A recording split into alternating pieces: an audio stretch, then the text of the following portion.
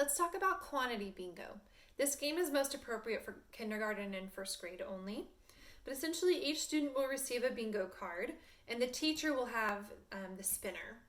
So on the bingo card, different quantities are presented in different ways. Sometimes it's 10 frames, sometimes it's expressions. It might be in place value form and tells you how many tens and ones, or random dot arrangements. There is one example of tallies.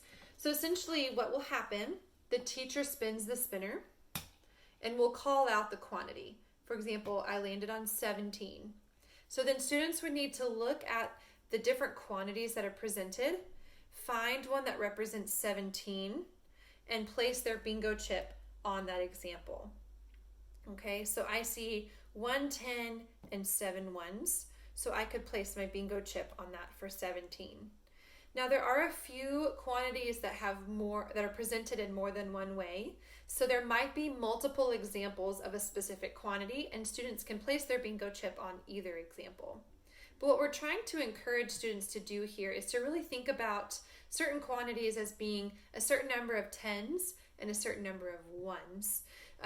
Sometimes if they're looking at a picture, we want them to unitize the full 10 frame as 110, and here it's 110 and 5 more, so the quantity is 15. Or they might see 10 plus 5 and recognize that 10 and 5 more equals 15. So we're really encouraging students to think about place value as they're trying to locate specific quantities.